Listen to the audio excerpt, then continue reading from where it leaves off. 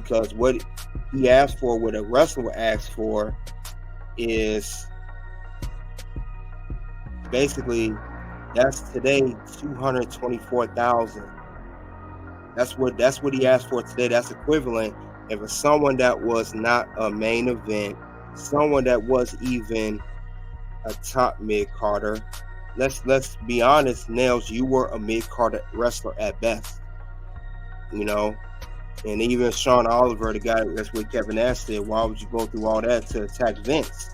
He went way too far with it, and I think that's what led to him not having a very good, successful wrestling career after WWE. Now he was, like I said earlier, in WCW. He was there for, he was there for 1993, then 97, 98, but it was in a period of 6 months. But other than that, Nailz was a mid-card wrestler. He was not a top talent. He wasn't even a popular talent. I didn't even know who he was at first.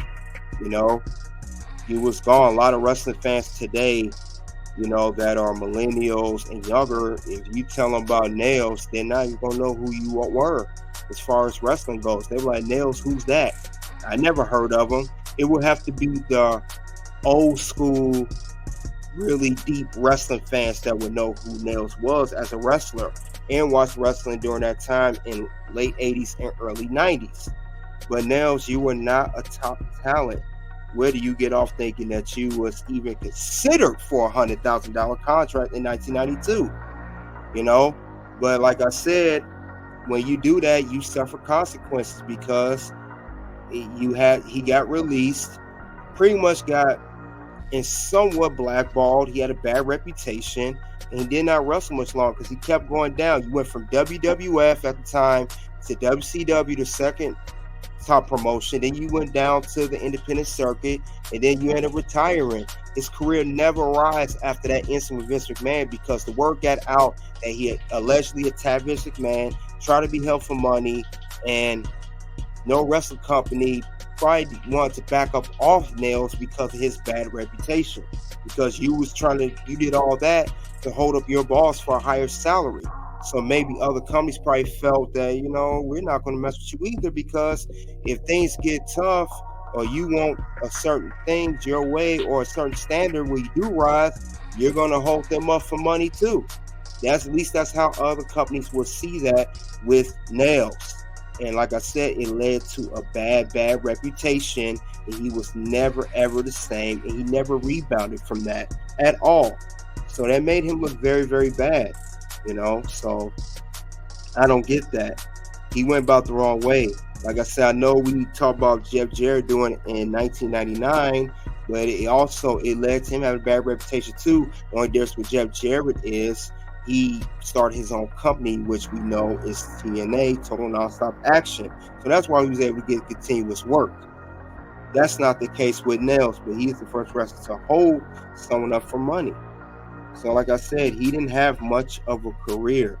I mean, for goodness sake, he didn't even hold any type of championship in WWE nor WCW.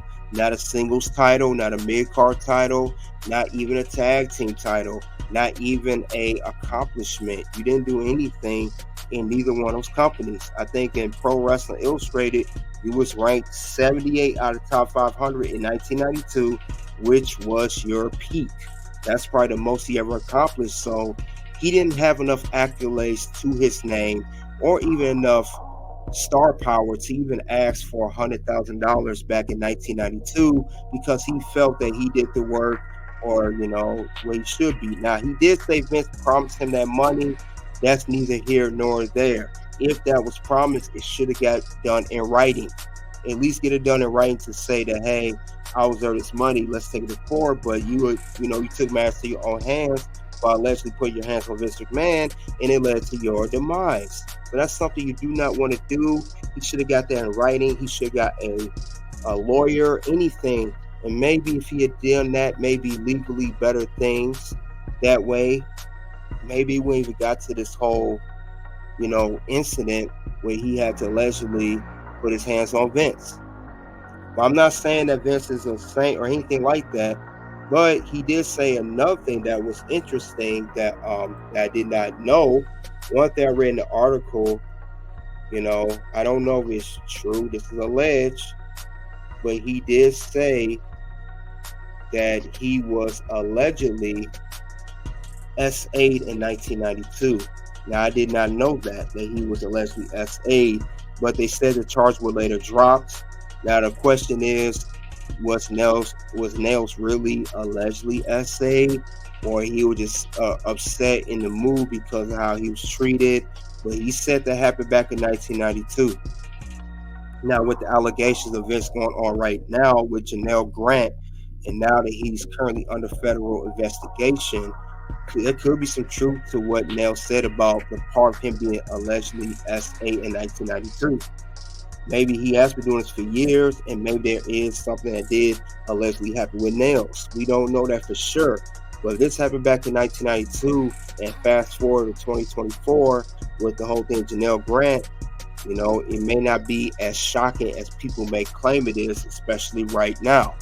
So this is crazy, but this just highlights that you can't do people wrong, and you can't go things about a certain way, whether you're treated, fairly or not. But it's just interesting that the whole Nailz being SA, that the charges were dropped. Did Vince McMahon pay Nailz off? Is that why? Who knows? Everything they have NDAs for everything. But I believe, this is my observation. I believe that Nailz was paid off by Vince McMahon, because that is crazy that they just got dropped. And you see the whole thing with Janelle Grant, that she didn't get her money, she went out. Did he pay Nailz off? Did Nailz finally get his his $100,000? Because you notice that when Vince McMahon did, when Nailz did put the claim that he was allegedly SA'd back in 1992, and it went to court, then the charge were later dropped. You notice that Nailz, after the whole WCW stint in independent circuit, I think he had a stint in New Japan too, but that was early in his career, that he disappeared. Nailz disappeared for many, many, many, many, many years. So let's not ignore that. He went ghost. And this is back in 2001. He disappeared. Is that because of the whole SA thing, or maybe Vince did pay him off at the time? We don't know about it, because maybe they had an NDA agreement, and now he's resurfacing out. But the article did say from the Sportster that he was allegedly SA'd, and that's the thing. Not only was we talk about the whole Vince up for more money, but he was allegedly SA'd, and maybe he did get his $100,000 that way, and that was to keep him quiet. So you guys in the live chat, in the comment section, let me know what you think about this whole thing of how did Nailz go about holding Vince McMahon up for money? Was it the right thing to do? And also he was allegedly SA'd, and the question is regarding that, did Vince McMahon pay him off? Is that why Nailz disappeared after all of this time? That that remains to be seen. Who knows? But that is very interesting to know, and that's just wild that all this stuff is happening with Vince, and now all this stuff's resurfacing. Hindsight 2020. Who knows what happened, but it's definitely interesting to know. Who's the next person to speak about Vince McMahon? That's the crazy thing about it. Definitely wild. And that's all I have regarding when he held his boss up for higher salary. Vince didn't pay talent. Consequences occur. Hope you guys enjoy being at the locker room. As we depart the locker room, get back to what you guys normally do, relax, work, or whatever. Soon to videos will pop up for Toxic Ring Scandal on YouTube. First video is her best championship reign of all time. Second video is, does this seem like a real center relationship? Until then, it is O U T.